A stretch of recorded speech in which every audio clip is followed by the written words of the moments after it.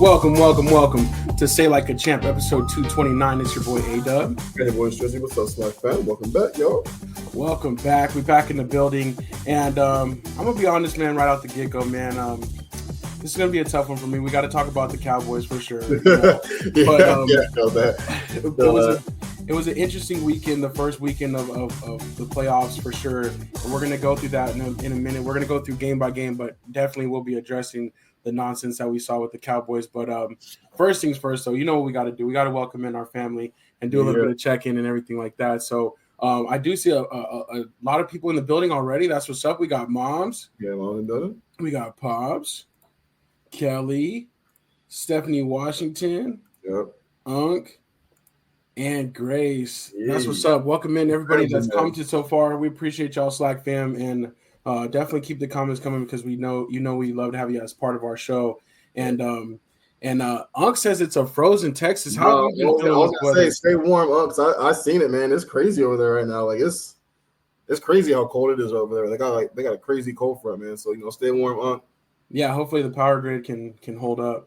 Yeah, for sure. And Stephanie Washington, do we have to? Unfortunately, we do. I know you're ride or die, and I do want to say, Stephanie, I appreciate your, some of your Facebook posts of, just talking about how you're going to be staying loyal because I'm the same, man. It's like it sucks, but here we are. We Cowboys fans, we kind of go with the flow with that, and we are used to this type of letdown, unfortunately. So, oh man. But everything else good with you though, Strizzy? How are you feeling?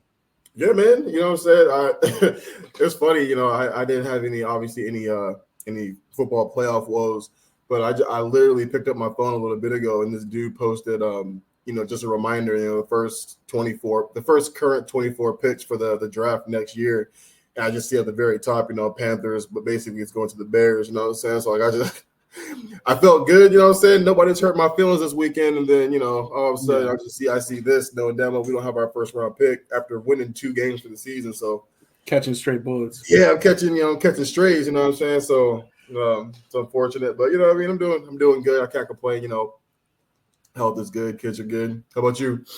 Same, yeah. Everything's going well, I'm definitely blessed and getting back into a routine. Yesterday was MLK Day, though. We got to go out and do some service. So Grace, found a spot for us to go serve. So that was really cool. So it was a nice little weekend, but ready to get back to business for sure. And excited to talk some sports. So let's go ahead and do it. Let's go ahead and pull up these graphics and get into our first topic. What's up next? Let's check it out, man, real quick. Tune to NFL Talk. Let's get it. So, as we talked about, we are going to go game by game. Saturday morning, the first game was the Texans hosting the Browns, and the Texans came out in a big way, 45-14. We know the Browns had kind of that veteran presence, but rookie C.J. Stroud was sharp early, and they jumped out to a big lead and then handled business. So, what were your thoughts about the Texans? Heartbreak. Just every time I see this man balling out, I just keep thinking to myself, this is who I wanted. I said, like, this is who I wanted. This should have been the first round pick. And I love seeing him elevate his players, man. Yeah. You know what I mean? This team won 3 games last year. Before Stroud and Coach Ryans came through, nobody was talking about the offensive line of the Texans. No one's talking about Nico Collins being a threat as a wideout, you know what I mean? Like, right. Paper before the season started, you're looking at this team like, who's their best offensive weapon? And Antonio Pierce, their running back, you know what I mean? And even he didn't have the greatest year this past season. So, you look at everything that he did, clear runner for offensive rookie of the year. Yeah. And I'm not gonna lie, man. I thought it was a wrap. I was like, successful season, you know what I'm saying? They got to the playoffs, they won the division. So hats off for a first year for them, and I really thought Browns were going to take it, and they destroyed them. No, Texas destroyed the Browns. So, man, he's making me a low key fan. Out of the Texans a little bit. I love watching him play, man. He's, as of right now, I know it's only his rookie year. Hopefully, there's no sophomore slump, which I don't see happening because he's got great coaching staff behind him, and he's played these last 4 or 5 games without Tank Dell. Right. So. Man, I just feel like, the future is extremely bright in Texas, you know what I'm saying? So, shouts out to the kid, man. They balled out this weekend. Yeah. Yeah, no, I agree. I was shocked, but definitely pleased by it. We've been kind of like you kind of said, kind of becoming fans and kind of rooting for them and watching them throughout the year, talking about them a lot. And they did a great job, and the defense really stepped up. Those turnovers made a huge difference. So we'll talk about next week's playoff matchups in a minute. So we'll talk about that, but definitely very happy for the Texans and for CJ Stroud for sure. Definitely. Yeah, the pick'ems. You guys talking about the pick'ems in there, and we will talk about it now. But Stephanie Washington mentioned her coworker Alex. He got all the picks right this week, so he picked all the upsets right. He picked the favorites right. Nice. So he did a great job. It was definitely a rough week for everybody else. Everybody else had like 1 or 2 right, and then Homeboy had 6 right, and that's his second Super Bowl square for the year. So great job, Alex. Yeah, we got to figure out what his secret is, Stephanie. Saying let us know for sure. Let's keep it moving to this game, which was kind of as expected, but still, I was very impressed by the Chiefs' defense. It was cold, and I think that did affect the game. We talked about that a little bit, but the Dolphins just were unable to get really too much going outside of one big splash play to Tyreek Hill, which he's always good for 7. That's why he's such a great player from that sense. But Kansas City definitely handled business. And your thoughts on that game? Yeah, man, nothing crazy. I think we all kind of knew that where this game was going to go. It's going to be entirely a little too cold, for them. And KC defense, what I'm saying? They, I've talked about the offense all year not being as explosive as we're used to seeing. But it doesn't matter when you have the best quarterback in the league. You know what I'm saying? To a point, and the defense, if they just keep giving the ball back to him, he's eventually going to put points on the board. You know what I'm saying? So. Right. He threw one, and I think Pacheco ran one in, and they got a whole bunch of field goals in that process. But I was looking at time of possession and offensive plays, and I want to say I think the Dolphins ran a total of like 57 offensive plays or something like that. You know what I mean? Whereas Kansas City was able to run like 80 something, offensive or something like that, or close to 80 offensive plays. So the defense does a really good job at taking the ball out of the opponent's hands and putting it back in Patrick Mahomes. And I think the best way to beat KC, something the Bills are really good at, at least towards the end of games, is keeping the ball out of Mahomes' hands. Like that's almost like the best way to beat KC. Right. Keep the ball out of Mahomes' hands. You can keep the ball out of his hands for the majority of the time, and you're on the right track. But it's just too cold, man. They're used to it. They practiced in it. Only person on the Dolphins who's any what used to it is the guy who put the only 7 points on the board. So right, I think we saw that one coming. Yeah, for sure. And I am interested to hear your thoughts on next week's matchup. But for now, they did their thing, and I do have to mention, Taylor Swift did make so much airtime. Like I'm just wondering when this is gonna stop. Yeah, it's funny though, looking back, like when the first game or whatever, we're like, oh, okay, whatever, and now. Yeah. Been like a theme of the year. It's like it's too much, I'm saying. So yeah, the thing that low key has me like not wanting to watch the Chiefs right now. Oh, for sure. Likewise, I kind of feel like too is like if I'm Travis Kelce, like I almost kind of don't want her there. Like I get it, he loves her, it's his girl, but like for me, when they lose and she's there and they have all that, the press is all exactly the press coverage honors like just constant like every play. Reaction. Then it's gonna be like, was Taylor Swift a distraction? Is she the reason why they didn't go all the way? This, you know what I'm saying? Like, then it's just gonna be something that it just totally isn't, and it's gonna be really dumb and annoying for the team in general. And the crappy part about it is Travis Kelce's at the end of it. You know what I'm saying? So if I'm him, I appreciate the support, but I'm like, let me get you a place where y'all can maybe watch it somewhere else, together. Like, I don't know. I think I'd prefer not or like somehow have that glass, have privacy glass on that suite or something. I don't know. Like just to the point that she's just not getting more airtime than they are. Right. And I can't help but think, oh, he had a couple drops in the game, just a couple weird out of character things. It's like, 3 drops in the first half or something like that? Like he was it's dropped. Like it's not her fault, but at the same time, it's like it feels that way. Exactly. Mom said his mom needed a coat. That's for sure too. It was super cold, but the jackets were cool. The custom jackets were pretty cool. Yeah, can't lie about that. But we got to see a lot of them. Unc says folks were hating on Tua big time, And yeah, I don't know what the future of lies, with the Dolphins, with Tua. That's going to be a very interesting situation. But I have to give him credit, though. He did stay healthy all year. He did do a great job. He led that offense pretty much. But, a couple times in this game and a couple times throughout the season, though, in those bigger games, like he was getting crushed and he's, getting sacked a lot. And I think that affects his play. But he's a pretty solid quarterback. What do you think? I'm not a Tua fan. I mean, from the standpoint of this, like I just feel like the arm's not there. It's definitely one of the weaker arms that we've seen, right? I mean, I know that's not too crazy. It helps when you have Tyreek Hill. You know what I mean? When Tyreek Hill's not out there, he struggles. Yeah. If you can't get the ball to Tyreek Hill, he struggles. And I think one of the biggest things too in some of the games that Tyreek Hill missed this season from the injury is that Mostert and Archain are so good, right? Like they had a really, really sound running game too. So no question. Before they got Tyreek Hill and before Mike McBride came through, they were literally thinking about how they can get rid of him and trade him. You know what I'm saying? Like that's the route that they were going. They were literally looking at how they could what they could get for him. So, which shows you the impact of coaching, like honestly too. Like he told him, like somebody in a situation to be successful, like exactly, man, 100%. And I think too, like Tyreek Hill is just that kind of game-changing player. It doesn't matter who's throwing the ball to him, as long as you put it in his hands, he's going to do the most with it. You know what I'm saying? So, but again, it's just one of those things. Like even when he has Tyreek open, like Tyreek has to slow down to get to the ball, because he's so underthrown every time. Yeah. But he gets a quarterback who can catch him in stride all the time, like Patrick Mahomes once did. You know what I mean? As someone who's like that, it's a wrap. So I don't think they're going anywhere. I know they said something like Tua's going to be like the quarterback for a long time or something like that. So they're probably going to pay him the money. But yeah, I think he is a free agent after this year. I think he has this year, and he's like eligible for an extension. Yeah, I think he has his rookie option, right? Like I don't think he's re-signed yet. So he's got his 5th-year option they can do.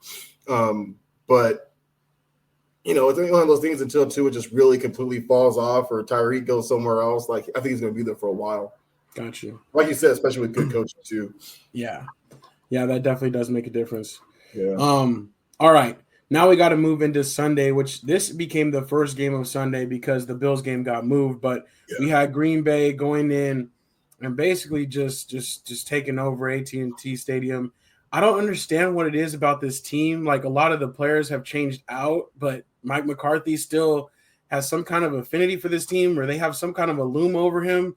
But I just, Pops and I are watching the game, obviously, and we had a weird feeling right from the jump when the Green Bay took the ball. And I know I've talked about this all year. It's like Dallas does not play the same when they play from behind. Like if they get the ball and score first, it's totally different outcomes or totally different, direction of the game. Mm-hmm. And the way Green Bay came out and came right down the field and scored, like no problem through the defense, that definitely did not bode well.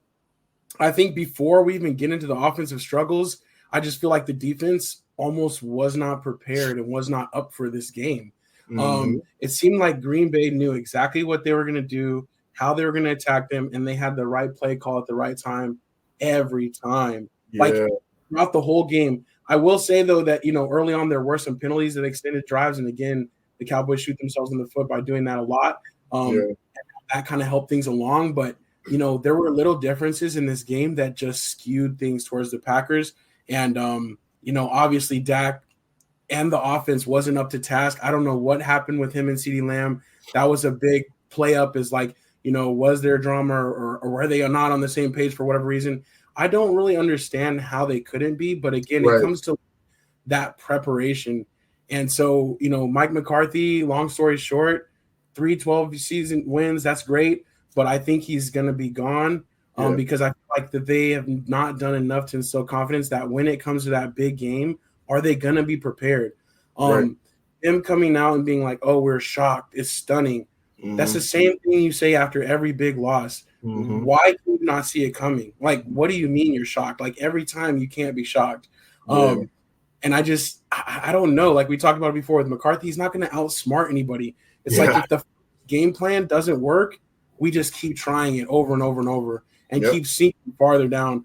That pick six to that, with to CeeDee Lamb, it's like they were just sitting on that as a robber, waiting. They knew they're going to force the ball to him. They're frustrated. He hasn't gotten a catch, and they're just waiting on it. And it's like, I don't understand why we can't see some of those things coming.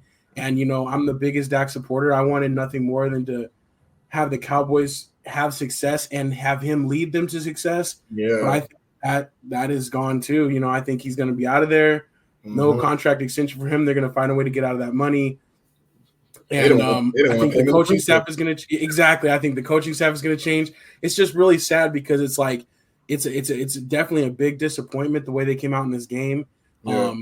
And I do think it's like it's going to be a big change, And I love this team, but they can't get it done. It's going to have to blow up, I think it's really going to have to change.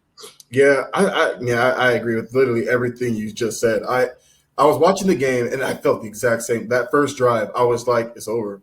I just, you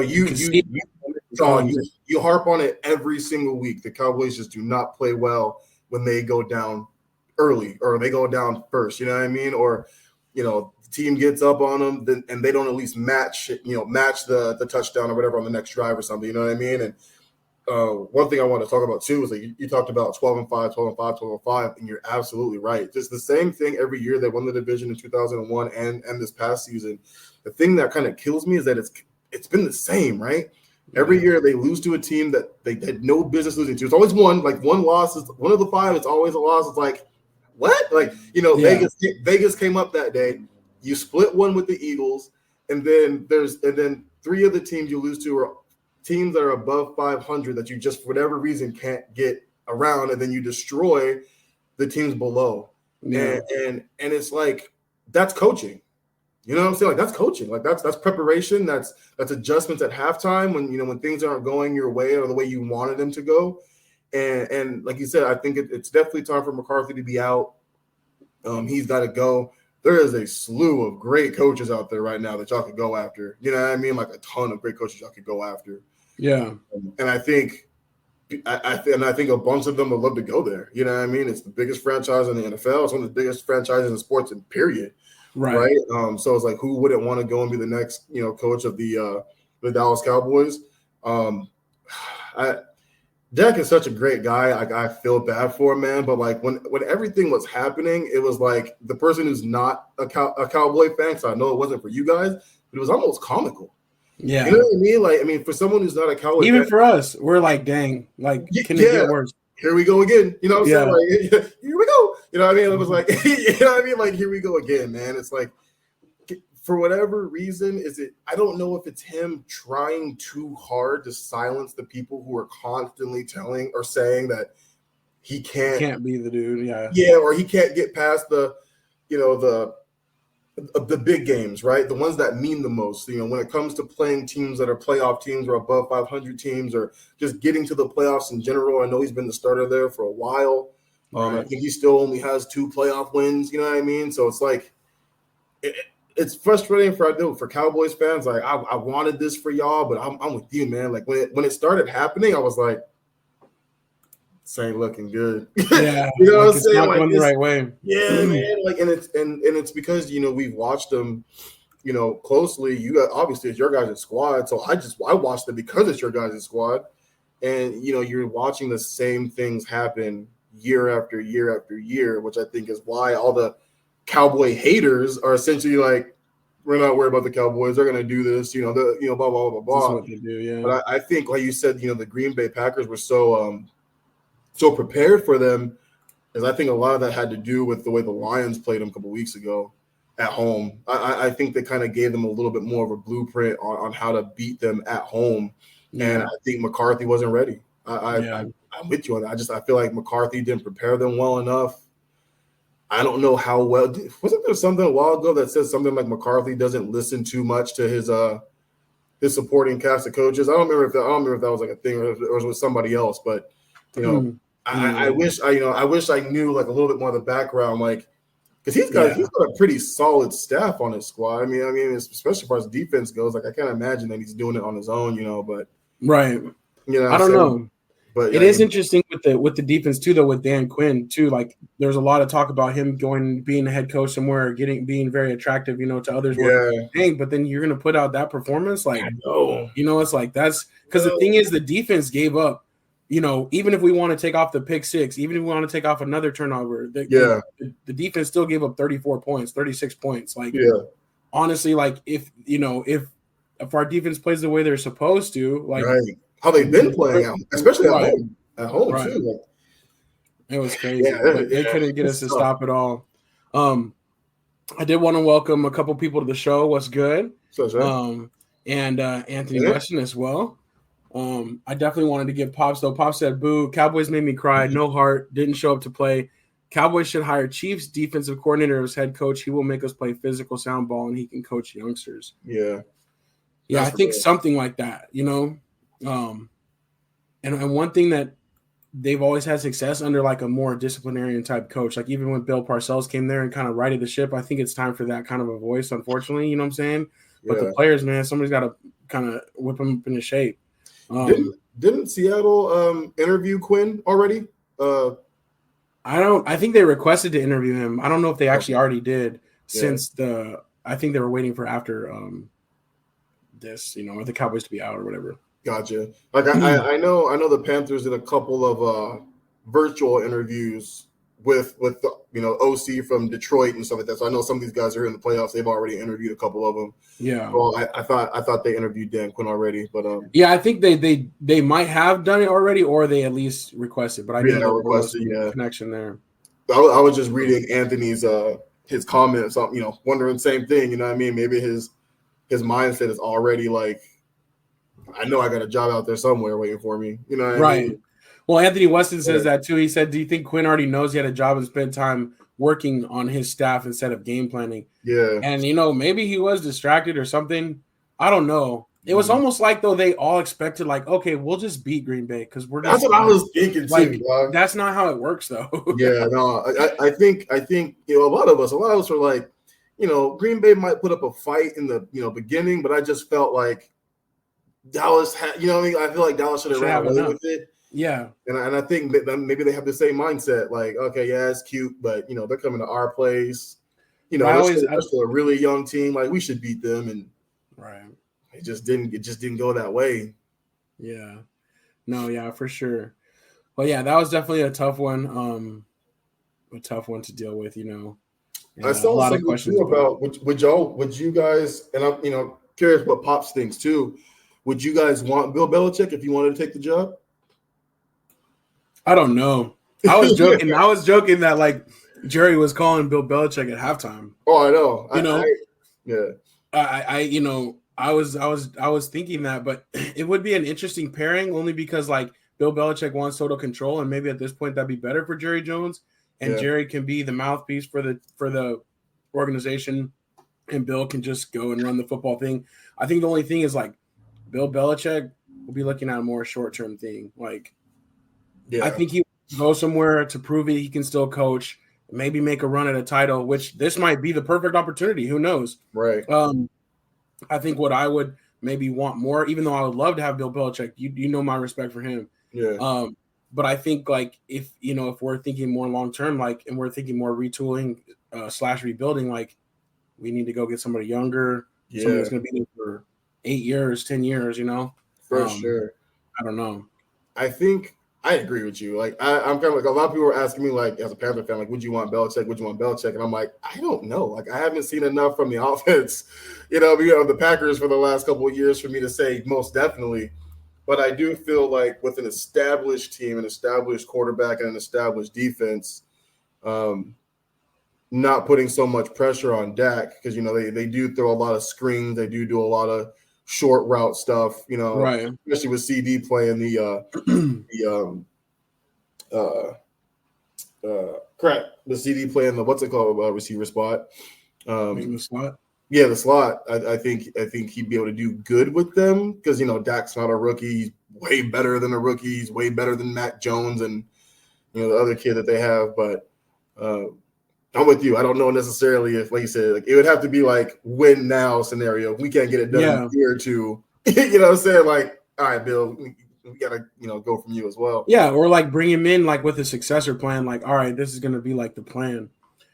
Pop says Bill would instill toughness and discipline football, but he is willing to coach for 5 years. Right. I think because I think he wants to get the record for like all-time wins and then he'll be done more.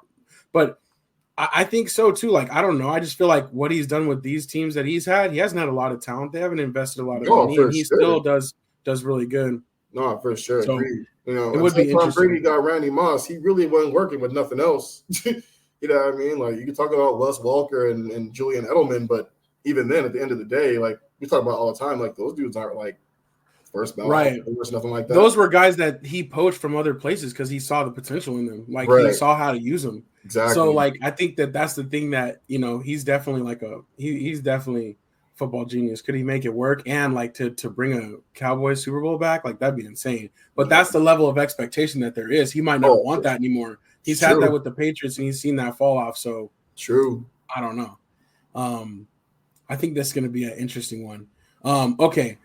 Last thing real quick, and we'll keep it moving. Unc says, I think it's time for Dak to go elsewhere. As hard as it is for me to say that too, like I think maybe it'll be better for him too. You know what I'm saying? Just to get a fresh start, go somewhere where there's not that same expectation, but he is still a great quarterback in this league. Like, and you see what he can do. It's just, there's something there. I don't know what it is, man. I love that guy. I don't know. I wish him the best though, but I do think that it's probably over for him there. So, all right. Next up, we got the Lions taking out the Rams at home 24-23. This was a great game. Rams came back late, had opportunities to potentially go for that game-winning field goal, but Detroit held strong, won their first playoff game that they had hosted, and they hosted their first playoff game since, I don't know, 1990 or something. Something like that, something crazy. But Mom said Rams broke my heart, score TDs in the red zone, and that definitely does make a big difference. They had to rely on a lot of field goals when they were coming back, so that's rough. But what did you think about the game, though? You think that Detroit did enough, or that the Rams did enough? I think Martin has talked about it. I think the last 2 weeks is the Rams were definitely one of those teams that you didn't want to see. You know what I mean? So regardless of having home field advantage or whatever the case may be, the Rams are a really tough team, especially when their defense is playing well. You know what I mean? If their defense is playing well, because they've lost a bunch of guys since the Super Bowl, right? But I think Detroit, Dan Campbell, he had a lot of he's an aggressive play caller. You know what I'm saying? Or not play caller because the OC calls the plays, but when it comes aggressive to coach, he's an aggressive coach. So like the fourth down stuff, like he likes to go for. He likes to take. He likes to keep the ball in his offense's hands, right? Right. And it worked out for him. You know what I mean? Like they had the ball, 2-minute warning, and they ended up getting the first down still and ran the clock out basically after that. But I'll say this, man. If I'm the Rams, Puka is that dude. Like he is. Yeah, he's a beast. Yeah, I mean he's an absolute monster, man. Like he took over when Kupp was injured, and he's been the best receiver even once Kupp returned and got his footing back. Right. And on them, as much as I hate to say it, because Atwell was actually really, really good this season too, I'm trading Cooper Kupp. Like, you know what I'm saying? And I'm trading him while they can get the most for him because dude is definitely on the decline. You know what I'm saying? He's definitely on the downside of his hill, then continuing to go up. So they almost found the perfect swap out. Like, dude, he's like his clone, just you know what I'm saying? And he got to learn from him this year. Like he's learned a lot from him, I'm sure. Exactly. And he's a rookie too, you know what I'm saying? So he broke some records for the rookie.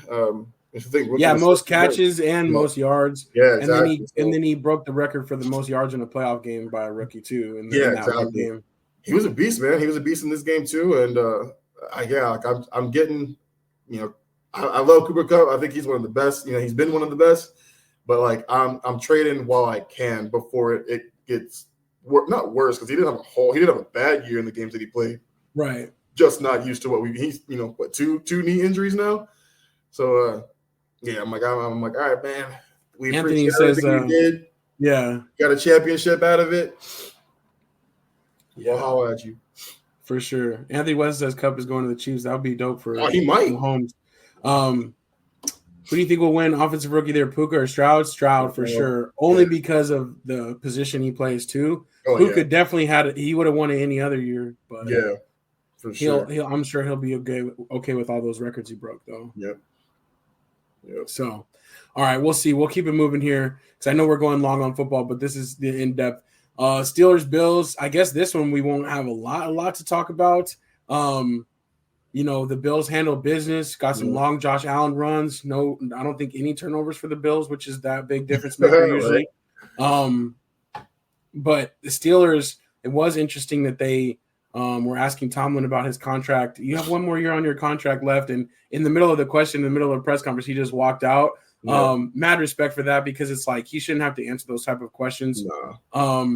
He's done what he's done. He's continued to have a record of over 500 for so many consecutive years. They did come out earlier, and Tomlin did say he was going to be the coach of the Steelers for next year. So apparently that's been figured out. But this was my guy. I was hoping for, like in a dream scenario. It was like if the Steelers for whatever reason wanted to part ways with him, the Cowboys go to get him. Like that would have been incredible. And the Steelers are a huge franchise too. So and with high expectations. So it's not even like he'd be, he wouldn't. It's not like he's something that he'd be shied away from or afraid of. You know what I'm saying? Like he, Cowboys are a little bit bigger, but the Steelers are a big organization too that expect championships.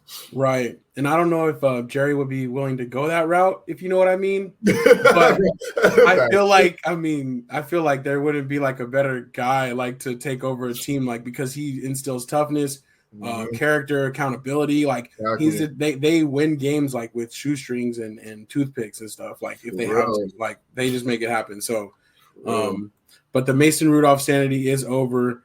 Yes, what I'm saying, he couldn't make that magic happen, and hopefully they have a new starter coming into next year. But all right, I think there's not much more to say to that. We'll have to talk about the matchups, but this one was very interesting. Eagles, Bucks 32-9. This is the only thing that lessened the blow of the Cowboys a little bit is to see the Eagles continue their downfall, their downward spiral. The Bucks did their thing, and Baker Mayfield had a great quote with like winning cures a lot of things, and it really does. Like it changes people's impressions and situations, and he was dealing with some things that week, but they had a big win. What do you think about the Bucks Eagles?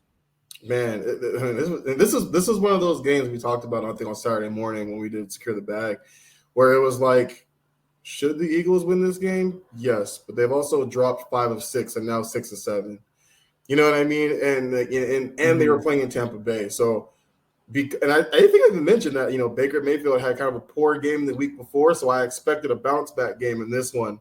But to see them beat them this bad, to see the Eagles play this poorly, regardless of not having AJ Brown, because they still have entirely too many weapons. You know what I'm saying? Swift, Smith, Goddard, like they still have too many weapons for me to believe that they should have or could have lost to the Buccaneers, right? Yeah. But hats off to the Bucks. Baker Mayfield has done extremely, extremely well since being released by the Panthers last year, going to the Rams, winning their last couple of games, playing well, getting the starting job at the Buccaneers, and then winning the NFC South and winning their home playoff game.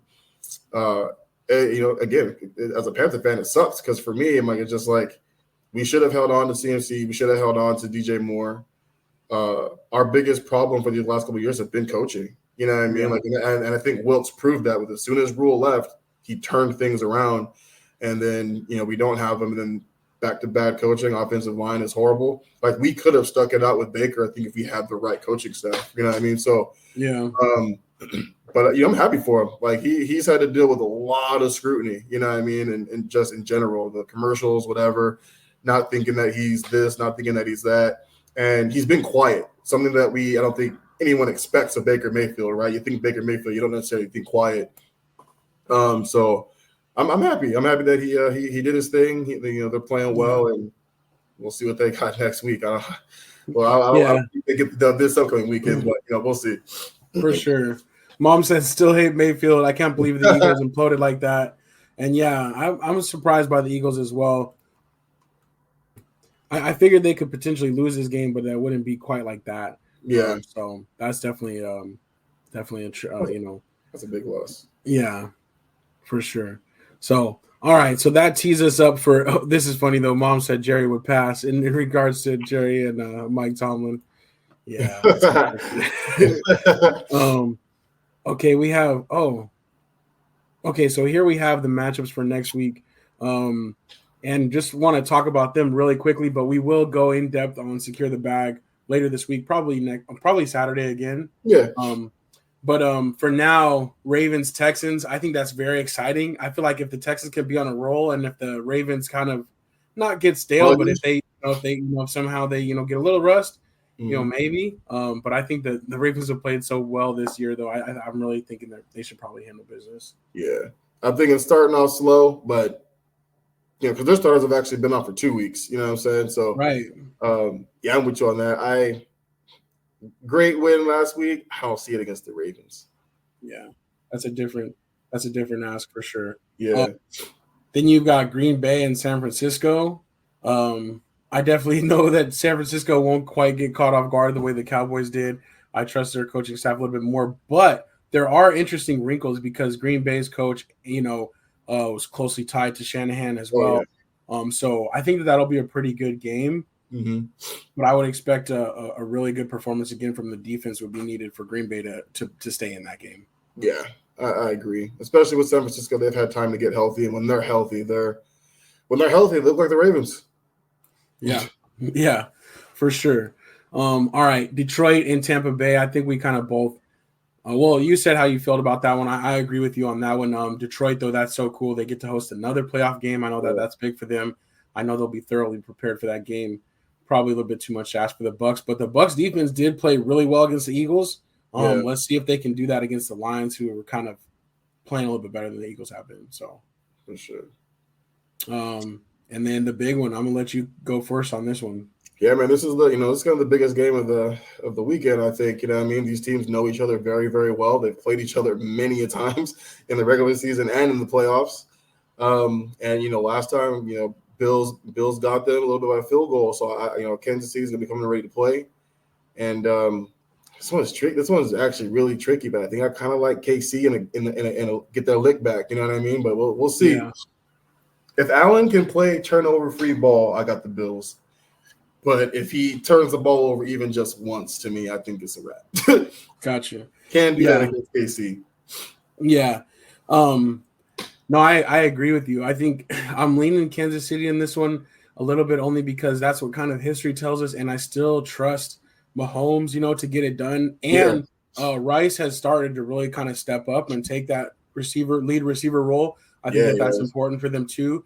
And then, of course, what we've talked about all year is the defense is just the game changer for them. Like, they've never had a defense like ride or die for them like this. So I think that will make the difference. I trust how that defense knows how to play Josh Allen. So I'm saying the Chiefs in a close one.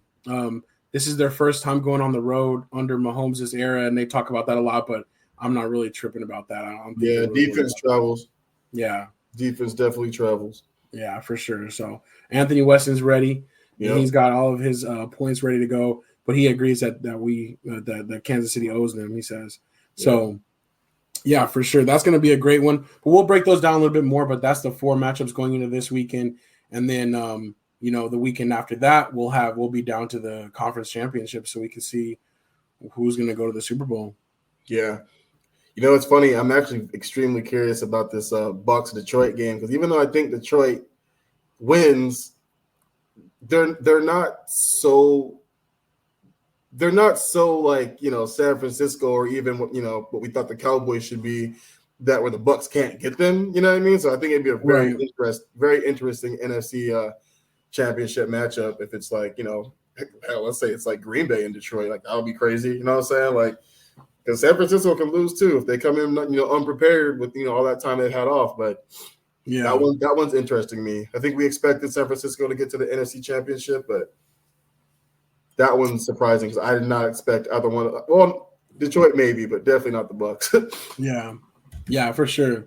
No, that'll be an interesting one, most definitely, because when you start to look at it, it's like one of these teams is going to go to the Super Bowl. You know what I'm saying? So right. It's like that's really crazy. Anthony Weston says, A-Dub, it's a somber mood here with the Cowboys. I bet between that and the weather, I'm sure, you know what I'm saying, it's gonna take like at least a week or more, you know what I'm saying, to get over it. The city will kind of have to heal. But the hard part is too, it's like then you have to turn around and watching football, you're like, dang, this should have been us. You know what I'm saying? Like you can't even really enjoy, you know what I'm saying, the games and more because you're thinking about how your team went out like punks, you know? Yep. So that's the hard part. But I like this one. Refs will cheat for Bills. Hope Mahomes can work his magic. And and Kelsey can get his freaking head on football. He's trying, but the media won't let him. No, it's weird. It's weird. It's weird just watching like he hasn't scored a touchdown in weeks. Right. You know what I mean? Like and you know, dropping easy passes he normally catches, some wide open ones too. Yeah. That's weird. Sure. It is strange. We talked about the coaches that have been fired, but nobody has been added to this list yet, but also we do have a couple people that have been added to this list, sort of, not necessarily fired, but we have Pete Carroll, who they mutually agreed, even though that seemed weird because he just was saying how he was good to go. And then, of course, we have Bill Belichick and the Patriots, parting ways with Bill Belichick. Now, the Patriots already hired Jerron Mayo to take over, which was kind of like a background successor plan for a while. Yeah. So that's not surprising. I guess the only tells me that they weren't really upset with the system. They just felt like they needed some freshness to it. Yeah. Because Mayo played for Bill Belichick and then he coached under Bill Belichick his whole career. So he kind of is going to have that same style, you would think. It's not going to be a big departure from what they've already known, but it'll be interesting to see what happens with Bill Belichick next. He did, interview with Atlanta, but I don't know. It's just crazy because I think Bill Belichick really did set the standard for like what a coach is supposed to be, and like how I think he became a comparison point for a lot of coaches that couldn't hold up to that. I think that's why a lot of coaches get fired quickly too, because there's these such great expectations. Like if you're going to do something, you should be able to do it. Whereas I feel like not that long ago, 10, 15 years ago, you would give coaches more time to figure something out. Right. I saw what Ant said. He said something, a little bit higher up about, teams giving up on good coaches and moving on from good coaches just because they didn't have the season they should have had. But it's like, Pop says it a lot too, where it's like, good coaches, good quarterbacks, like these dudes don't grow on trees, you know what I mean? So you might not have had the season you would have liked, but if you let them go, like who's better? You know what I mean? Who's better than the coach you currently have right now? Right. You know what I mean? It's like Tomlin, to me, Tomlin's stuck in this, like, I'm a great enough coach where I'm going to always be over 500, but because I'm always over 500, I'm never low enough. The pieces I need. Yeah, exactly.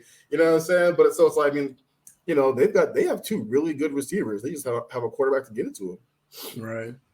Right. No, for sure. It will be interesting to see what happens with these two guys. I think Pete Carroll, they did say that they were going to have an advisory role for him, but I feel like I don't know if that's going to satisfy him. So I could see him potentially even coming back with a different team or maybe getting a different job. So we'll see about that one. But yeah, we'll guess we'll leave it right there. We did have Alex going 6-0, so congrats again to him. And don't forget to continue your picks and continue to check out Secure the Bag later this week. We'll be bringing you our breakdown and our picks against the spread. But I wanted to get to a couple quick NFL comments before we go out of there. Unk says Baker Mayfield reminds me of Johnny Manziel. He's like the new and improved, like the better version, though. Yeah, for definitely sure. Better version, that's for sure. But kind of reminiscent. Stephanie says, I'm rooting for the Lions to take it all. Wouldn't that be incredible? That would be really cool. Like, honestly, that would be tight. And Unk has said a couple times, like, it might be a team from left field that we're not really expecting. So that would be really cool. She also said at least the Eagles went out like punks too. Make it feel better. That does make it feel better. And Anthony Weston said Sirianni. He might be added to that list. I could see that. Me too. Yeah. Anthony Weston says somebody actually picked Green Bay. Yeah. The only one to pick him, and he did, and he picked all the other ones right too, all the other upsets right too. So great job, Alex. Yes. NBA, nothing really too crazy, but I don't know if you've seen this, but Mike Brown the other day pulled out the laptop to break down the film to show exactly how the refs were being inconsistent with the calls, which I thought was a pretty gangster move. Like I really like that. I love it because he knew he's gonna get fined. Right. He was like, I'm gonna make it worth it. Yep. He's like, if I'm gonna play and put it down, then I'm gonna go ahead and do it right. So he did get fined $50,000 for that, but I think that's kind of gangster. Yep. I feel like, if things continue, like he might have to have another session. He's like, I'll just pay for it again. Say, let me break this film down for you. I know. I loved it though, man. The one thing I can't stand in all aspects of sports is like referees are just there. They're never they're not held accountable by any standard. You know what I mean? And a lot of times they can govern the way a game goes. Just they can change the flow of it. They really can. 100%, man. And like we talk about inconsistencies all the time, and when there's something that happens that's just horrible, just the whole world is like this can't happen, like this can't go on. It's like there's no statement from the NFL or NBA. There's no apology from the our mistake, it was our bad. We did make the mistake. We did go back and watch. Like there's nothing that ever happens, but coaches and players, though, they say they're doing the wrong thing. They question it and they're fined immediately. So I know he knew he was gonna take that bump, man. But he took it on the chin. I loved it. I loved every bit of it. Yeah, it was good stuff for sure. So I definitely wanted to point that out, give our props to Mike Brown, and he came up kind of as a film guy, so he knows how to break it down. The other little story we had for NBA, the Warriors have basically said that they're open for business. Anybody but Curry is open for business. But do you see them making any major moves? Because the pieces that they have to deal might not seem as attractive as once were. Like it's weird to say, but is it too late? Yeah, man, it's funny. I've been seeing a bunch of like hoop fans, just sports fans in general, but the Warriors happen to be their team, and it's going to be difficult because and I hate to say this, but Kerr has done a really horrendous job with the lineups this year. Yeah. So like he's constantly switching, giving dudes more minutes who don't need that many minutes, and dudes who need more minutes, less minutes. Like he's been. I get it. You're a coach. You're trying to figure out how to fix their current woes. But when you do that and nobody is playing well, their draft stock drops, right? So, like, I think it is going to be difficult to maybe get some trade value for some guys that, just last season you could have gotten rid of for way more compared to right now. It's like, I'm not going to give you, like, if you want to trade Andrew Wiggins, you trade Andrew Wiggins after the finals run that he had, right? Like, right. But when the right stock now, is high. Yeah, when he's off the bench, he's starting. He's off the bench, he's starting. He's got 2 points. He's got 11. He's got 18. He's back to 6. You know what I mean? Like, all of their players except Steph Curry just aren't playing very well right now. So it's going to be difficult to trade them and to get what they want back for them. You know what I'm saying? Because I know they're looking for some magic thing. For Steph. Yeah, no, that's what I'm thinking too. It's like they're definitely looking for, like, it's like you're not gonna find like that magic, that magic potion out there, right? Or that certain player that's just gonna come in and change your system. Like, it's tough, You might be able to trade to like get something to change it up, but even then, like, can you dig out of this hole? Are you gonna be that much better? No, seriously.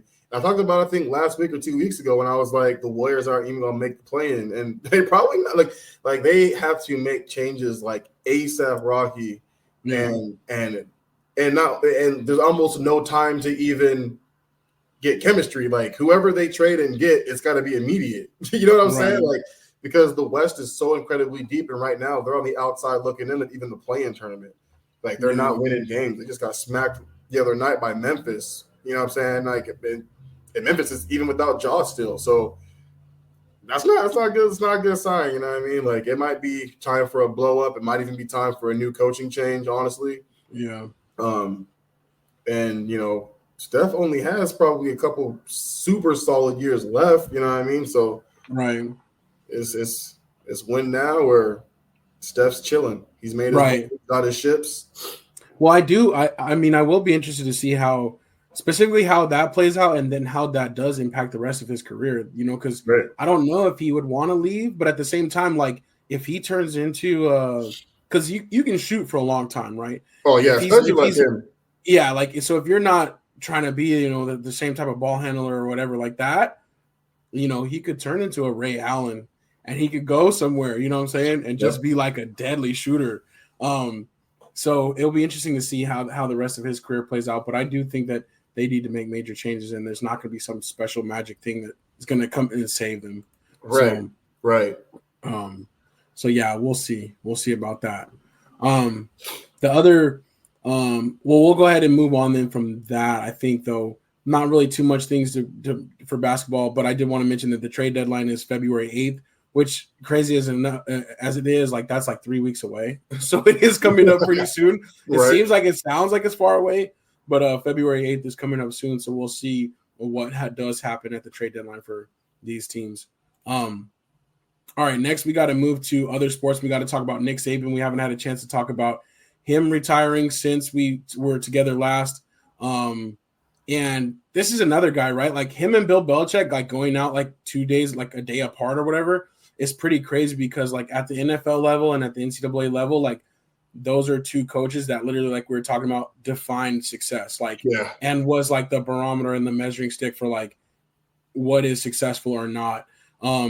But yeah, Nick Saban goes out with 6 titles at Alabama, 7 titles total, but his record ending in Alabama 201-29, like that's pretty insane over that course of history. And then 292, 71-1 is total college coaching record. But what did you think? Were you surprised by Nick Saban going out? Do you think he's done coaching forever? I feel like it's funny. I feel like Saban. If Saban decides to never coach again, I know he's going to be a college football analyst. Like I just know it. Like they're going to go after him. They're going to give him a whole bunch of money. I know it. Like if he decides not to coach again, he's going to be all right. And I think he's going to be a pretty decent one too. And Saban's shoes are not ones that I would want to fill, at least not first. You know what I'm saying? Like I would not want to be the guy who goes to Bama for the first year after Saban. I'd imagine just because of recruiting, like you'll be fine in a sense, but I'll take the second job after he's gone. You know what I'm saying? But that one threw me off. I had no idea that he was going to be retiring this year. I was surprised by that as well. It is pretty crazy. But Mom says Saban or Satan, good riddance. But the thing is, like, as much as you don't like him, Mom, I understand, but it's like you gotta respect, like, you gotta understand, like, I mean, he's great coach, like, you can't deny that part. Yeah. Stephanie Washington said my birthday. Oh, so 2/8 is her birthday. I know she's Aquarius gang too. So right. That's what's up. We got some celebrations coming up for sure. Ooh, yeah. Unc says Saban and Belichick need to join Bass Pro Fishing Tour. That would be pretty gangster. But I could see Saban, like you said, being a really great analyst. They have had him a couple times, like when Alabama didn't make the playoff, and he would go on there. Yep. And I do think like he could easily replace Coach Lee Corso, you know what I'm saying? Like, because it's time Corso's going out. So who better to have you if you need a new coach? You can have Nick Saban.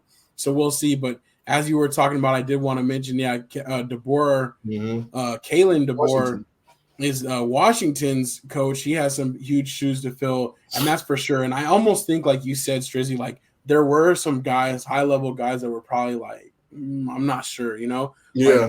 Like, and kind of not wanting to be that next guy to take all that scrutiny. So I do commend him for taking the job. Yep. And I do think that he will do pretty well. He made some hires that will kind of help him recruit in that area because he's never recruited in the South before, but that should be okay because Alabama, I mean, that carries a pretty big name. But he is going to have some things to prove as far as like, are they going to fall off or not, Yeah. So it'll be interesting. But I think, there's probably some guys that really want that job that are waiting. You know what I'm saying? Like, give it 2 years or 3 years, and if this guy doesn't survive, they'll be back in the reins for a coach, and like you said, be that second person in. That way you don't get the direct comparison, and you still get all the benefits from it. But Mom's mentioned she's glad the Alabama coaches are heading to Georgia. Yeah, there are a few coaches that are actually going to Georgia from Alabama after the departure, as DeBoer kind of creates his new staff.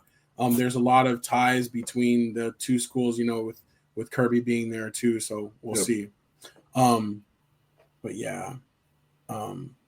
crazy stuff. A lot of interesting changes, and a lot of guys, especially if you throw in Pete Carroll to the mix and stuff, like that have been coaching for a long time at certain places that are going to have new coaches. So Yep.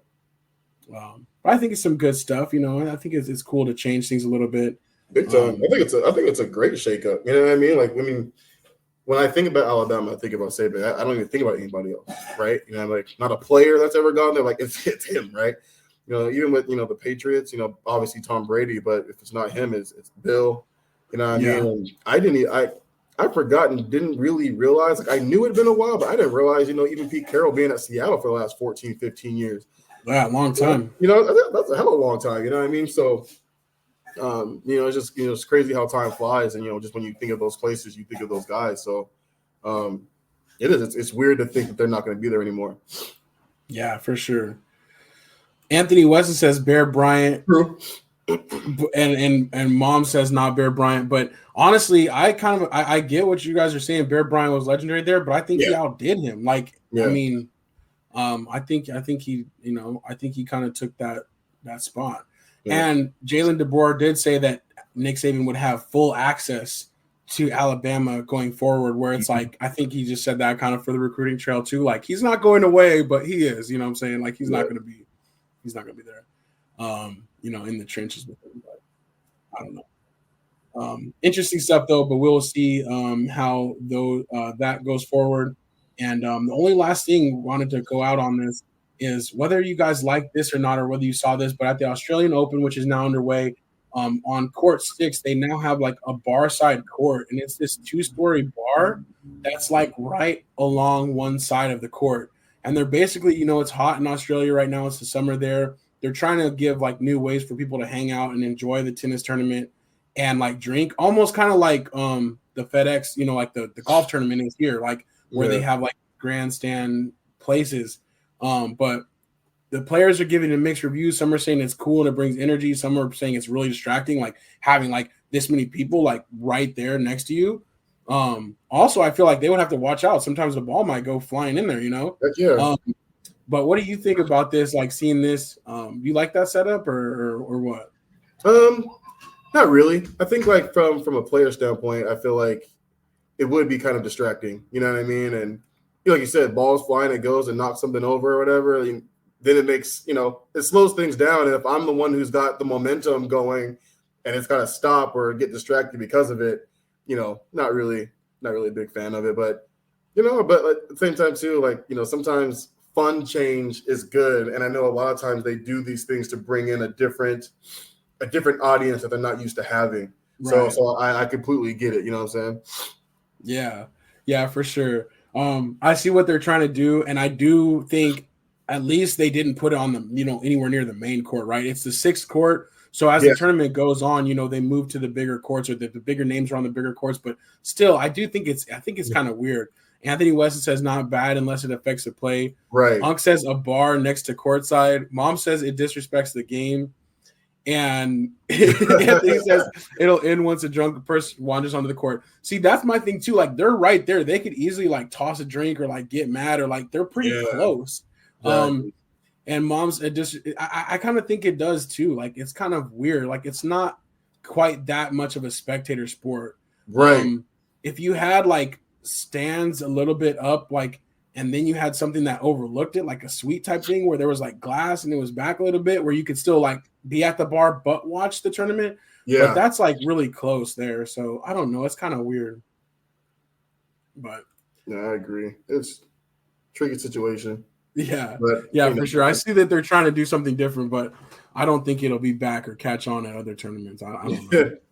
For sure. But like you said, though, they're trying to get a different type of crowd and they're trying to sell the fun of it.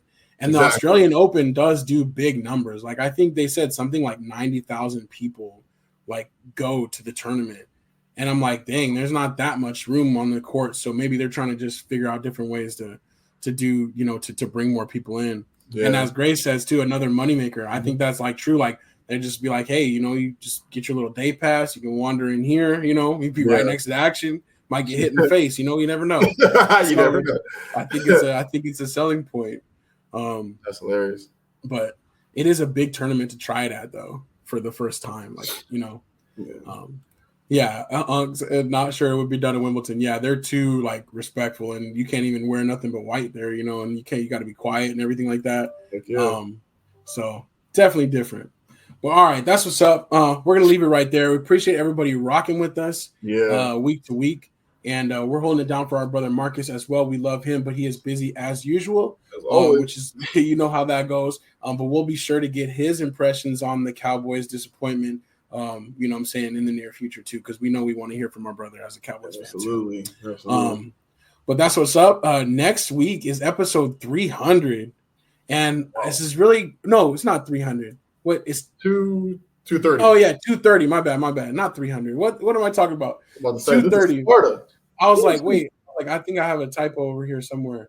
But so 230. I was like, I know it's a number, but not that number. Anyways, we'll be back next Tuesday for episode 230. But this weekend we will be breaking down the divisional round, those 4 NFL games. So come back for that. Make sure you put your picks in, and also Super Bowl squares are on sale. So holler at your guala. And let's have something to root for, because I definitely won't be rooting for my Cowboys on Super Bowl Sunday. So have some numbers to root for instead. So let's get some money up. All right, that's what it is. But until next time, it's your boy A-Dub. And your boy Shrizzy, y'all. Thanks for listening to Say Like a Champ. Engage with us on Instagram. Share your thoughts, and you might just be featured on the show. Be sure to subscribe on Apple, Spotify, or wherever you pod, so you don't miss next week's episode of Say Like a Champ.